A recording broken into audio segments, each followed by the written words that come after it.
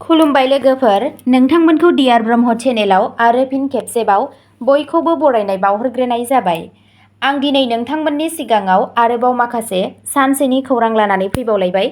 आसा खालामो नोंथांमोनहा खौरांखौ खोनासंनानै मोजां मोनगोन आरो बेजों लोगोसेनो नोंथांमोनहा सानफ्रोमबो फुंबिलि समाव बेबादिनो गोदान गोदान खौरांनि आपडेट मोननो थाखाय चेनेलखौ साबस्क्राइब खालामनानै लादो आरो खौरांखौ खोनासंनानै मोजां मोनोब्ला अन्नानै लाइक, शेयार आरो कमेन्टबो खालामनानै होलांब्लानो जाबाय।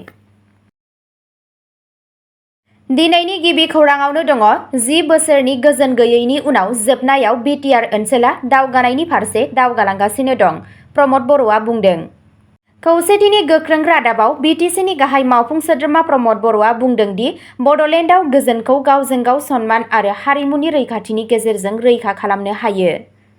मोनसे हारिमुआरि हाबाफारियाव बिबुंथि लाखिनानै बर'आ बुंदोंमोन दि 10 बोसोरनि गोजोन गैयैनि उनाव जोबनायाव ओनसोला दावगानायनि फारसे दावगालांगासिनो दं। मोनफ्रोमबो हारिया गावसोरनि सिनायथिखौ रैखा खालामनायाव मुखुबमोन। दा गोजोनजों जों जोंनि इयुनखौ दानो हागोन। बिटिसिआ ओनसोलनि धोनि हारिमुखौ फालिनो थाखाय हाबाफारियाव दोरोङारि खुगा आरिमु, मेथाइ रोजाबनाय आरो मोसानायखौबो मान होदोंमोन। मोनसे रुजुजायै आगानजों बर'आ मोन 18 हारिनि 1001 सरासनस्रा बाथ्राफोर थानाय गांसे बिजाब फोसावदोंमोन। बिथाङा बुंदोंमोन दि बे गोबां रावारि बिजाबा बड'लेण्डनि गासै हारिमुफोरनि थाखाय गुबुन गुबुन रोखोमनि खौसेथि आरो सनमाननि नेरसोन। नैथि खौराङाव दङ क'क्राझाराव श्यामा प्रसाद मुखार्जीनि बयनिख्रुइबो गोजौसिन मुसुखा बेखेवदों। आसाम आयेन आफादनि बुंथिगिरि बिस्वजित दैमारिया रबिबाराव आसामनि श्यामा प्रसाद मुखार्जीनि बयनिख्रुइबो गोजौसिन मुसुखाखौ बेखेवना होयो। बे हाबाफारिखौ क'क्राझाराव खुंनाय जादोंमोन आरो भारतारि जनसंघनि गायसनगिरि आरो उदांस्रि सोमावसारगिरिनि 125थि जोनोम सान फालिनाय जादोंमोन। क'क्राझार सहरनि मोनसे गाहाय थावनियाव दोनजानाय मुसुखाखौ आसाम सोरखारनिफ्राय 10 लाख रां आरो ओनसोलारि दैदेनगिरि आरो आफादफोरनि मददजों लुनाय जादोंमोन। बेयो आथिखालाव भारतनि खौसेथि आरो सुबुंखान्थियाव मुखार्जीनि बिहोमानि नेरसोन महरै गसंना दं।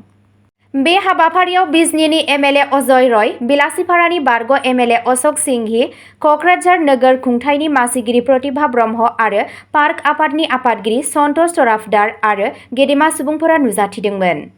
जायगानि सुबुंफोर आरो दोलोनि सोद्रोमाफोरा गोबां अनजिमायाव ज' जादोंमोन, जाय बेखौ सोहोरनि थाखाय मोनसे गोग्गाथाव बुब्लि बानायदोंमोन। बुंथिगिरि दैमारिया मुखार्जीखौ सासे नोजोरगोनां सुबुं बुंदोंमोन, जाय हायुंआरि खौसेथि आरो हारिमुआरि गोग्गानायाव फोथायदोंमोन। बे मुसुखाया धातु आरो अन्थाइनिफ्राय बांसिन। बेयो बै बेसेनफोरनि थाखाय गसंदों जाय जोंनि हादोरखौ लामा दिन्थिबाय थायो, बिथाङा बुंदोंमोन। गुबुन दैदेनगिरिफोरा बे मावथांखिनि आन्दोआव थानाय हानजायारि खामानिखौ बाख्नायदोंमोन। मासिगिरि प्रतिभा ब्रह्मआ बुंदोंमोन दि बे मुसुखाया क'क्राझारनि थाखाय मोनसे गोदान सिनायथि लाबोयो आरो इयुन जोलैनि थाखाय मोनसे हारिमुआरि अनथोब। बे मुसुखाया दा श्यामा प्रसाद मुखार्जी पार्कआव दं, जाय फैबाय थानाय समाव नोगोरारि हाबाफारिफोर आरो जारिमिन सोलोंनायनि थाखाय मोनसे जायगा महरै खामानि मावगोन।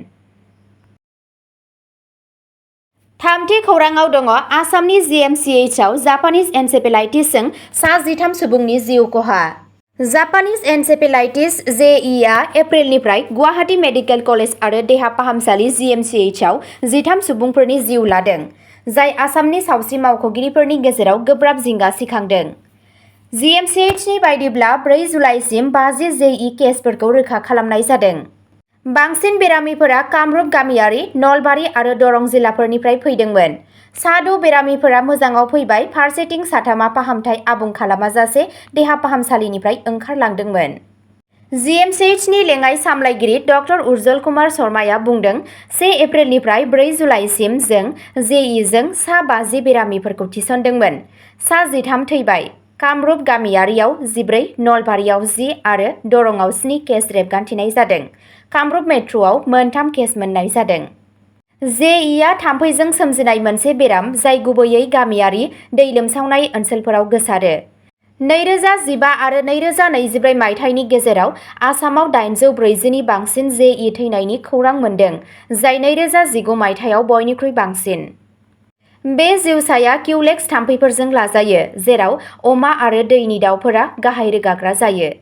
जेइआ सासे सुबुंनिफ्राय गुबुन सासेयाव गोसारनाय नङा, नाथाय मेलेमजों सोमोन्दो गोनां गोब्राब जेंनाफोरनि जाहोन जानो हागौ।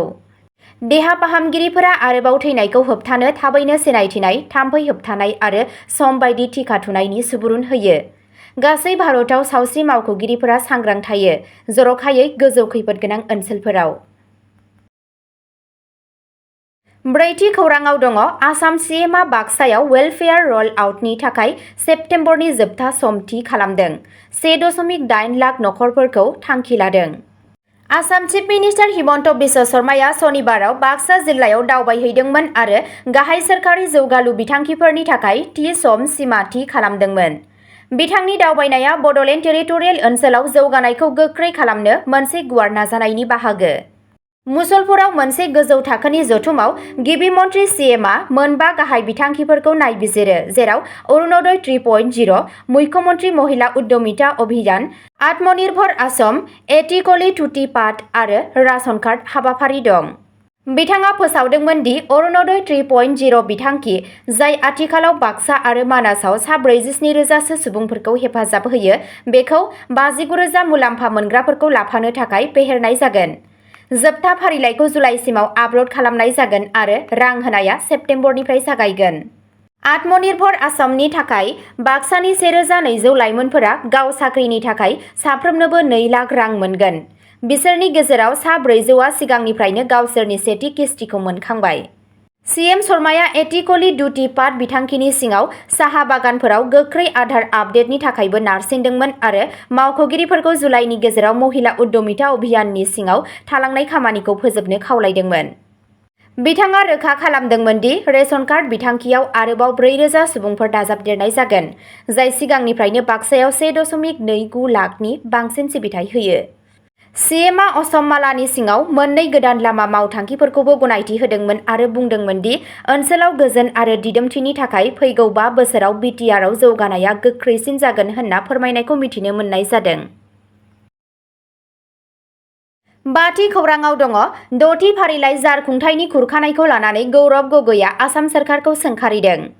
आसाम कंग्रेसनि आफादगिरि गौरब गगैआ 6थि फारिलाइ ओनसोलफोरनि जारखुंथायखौ लोरबां खालामनायनि थाखाय बिजेपि दैदेननाय हादोरसा सोरखारखौ गोख्रोङै सोंखारिदों।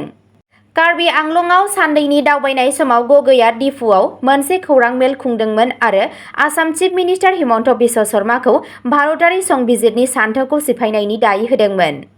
रिपर्टनि बायदियैब्ला गगैआ बुंदोंमोन दि रुंसारि तरुण गगैनि दैदेननाय सिगांनि कंग्रेस सोरखारनि समाव गोहोखौ केएएससि, डिएसि आरो बिटिसि बायदि जायगायारि गौथुमफोरजों रानलायनाय जादोंमोन।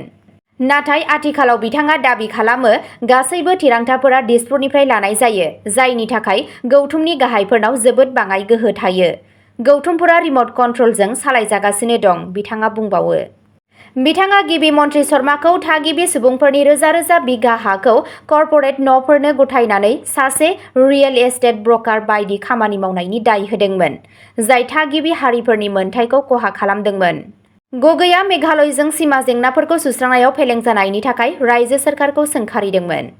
गुवाहाटी फैफिननाय समाव गगैआ केएएससिनि गाहाय मावफुं सोद्रोमानि थाखाय गंसे आलिशान न' लुनायखौ दिन्थिनाय मोनसे भिडिअ' फोसावदोंमोन। बेखौ दिल्लीनि शीश महल दान्थे-बिदान्थेजों रुजुदोंमोन। बिथांनि दावबायनाय समाव बिथांजों लोगोसे एपिसिसिनि मावफुं आफादगिरि रसलिना तिर्की, जिल्ला कंग्रेसनि आफादगिरि बिद्या सिंह रंपि आरो दोलोनि गोबां मावथिफोरा बाहागो लादोंमोन। 6थि खौरांआव दङ भारत-भुटान सिमानि खाथियाव गोमानाय सुबुंनि गलिहांनाय गोथै सह मोन्दों, बुथारनायनि सन्देह'। खौरां बिजोंनिफ्राय मिथिनो मोननाय बायदियैब्ला 12 जुननिफ्राय गोमानानै थानाय 29 बोसोर बैसोनि राजकुमार सरकारनि गलिहांनाय गोथै सह'खौ भारत-भुटान सिमा खाथिनि हाग्रायाव सोमोनांथाव थासारियाव मोननाय जादों। चिरां जिल्लानि सिगां पुलिस थानानि सिङाव थानाय कथलापारानि थागिरि सरकारखौ कक्राझारनि बिसमुरि पुलिस थानानि सिङाव थानाय लुंसुं देउलगुरि गामिनि साखाथियाव मोनसे थिखानाय हाग्रा ओनसोलाव हमनो हायो। बे ओनसोला गेजेर हायुंआरि सिमानि साखाथियाव दं। पुलिसआ बुंदोंमोन दि सरकारखौ जोबथा खेब कथलापारानि लोगो थागिरि अजय मण्डलजों नुनो मोन्दोंमोन। मण्डलआ अजद होनाय बायदिब्ला 12 जुनाव सरकारखौ गामिनिफ्राय बायजोआव लांदोंमोन, जायनि उनाव सरकारा फैफिनाखैमोन। नखरनि सुबुंफोरा बासुगाव पुलिस थानायाव गोमानाय सुबुंनि फोरमायथि होदोंमोन। नायबिजिरनायनि समाव पुलिसआ अजय मण्डल आरो बिथांनि नखरखौ सोंदोंमोन। लिडनि सायाव बिथा खालामनानै जों गोथै सह'खौ मोनसे गोजान हाग्रानिफ्राय बोखांनो हादोंमोन। देहानि थासारिनिफ्राय मिथिनो मोनो दि बिथाङा साननैसो सिगां रुंसारि जादोंमोन, चिरांनि उफ्रा एसपि क्राइम अमति कुमार महत'आ बुंदोंमोन। पस्टमर्टेम खालामनो बिथोन होनाय जादों। पुलिसआ गाज्रि गेलेनायनि सन्देह खालामदों आरो बे जाथायखौ जाथावना बुथारनाय होनना नायबिजिरगासिनो दं। बिबानगिरिफोरा आबुं नायबिजिरनायनि खोथा होदों आरो खोथा होदोंमोन दि लोब्बा थानाय सुबुंफोरखौ साजा होनाय जागोन। स्निथि खौराङाव दङ आसाम सिएमआ गुवाहाटीनि रुक्मिणी गावआव 112 कौटि रांनि फ्लाइअभारखौ बेखेवदों। आसाम चिफ मिनिस्टार हिमन्त बिश्व शर्माया आबाद मन्त्रि अतुल बराजों लोगोसे रबिबारनि मोनाबिलियाव रुक्मिणी गावआव गोदानै लुजानाय भगदत्त फ्लाइअभार 2 खौ बेखेवदोंमोन। मोनब्रै लेननि फ्लाइअभारआ 660 मिटार गोलाव आरो मुखुब दिसपुर 6 माइल गोलाव लामायाव गोबां होंगो दोंगोखौ बाङाइ खालामगोन होनना साननाय जादों। सरासनस्रा ट्रेफिक जामनि थाखाय मिथिजानाय रुक्मिणी गाव जंक्शनआव दा गारिफोरनि खारनाया गोरलै जागोन। 112 कौटि रांनि मावथांखिया खालि 9 दानावनो आबुं जादोंमोन, थि समनि सिगांनिफ्रायनो। गासै खरसानि गेजेराव 88 कौटि रांखौ गाहाय लुनायनि थाखाय बाहायनाय जादोंमोन, जेराव आद्रा थानायफोरखौ हेफाजाबारि बिथायारि सानज'थायाव बाहायनाय जादोंमोन। गोदो गोदायनि प्रागज्यतिसपुरनि सल'बाथायारि राजा भगदत्तनि मुङै मुं दोनजानाय फ्लाइअभारआ आसामनि जारिमिनखौ गोदान जौगानायनि थांखिजों जरायो।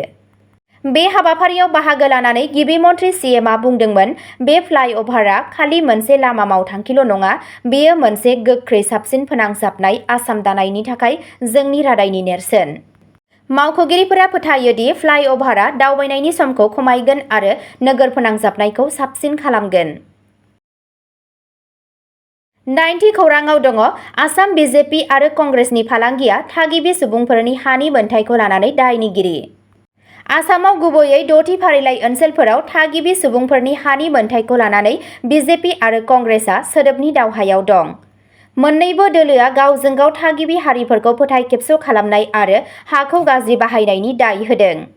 कंग्रेस दैदेनगिरि गौरव गगैआ डिफुआव मोनसे खौरां मेलनि गेजेरजों अजद होदोंमोन दि आसाम चिफ मिनिस्टार हिमन्त बिश्व शर्माया सासे गुबै सम्पथि दालाल बायदि खामानि मावगासिनो दं।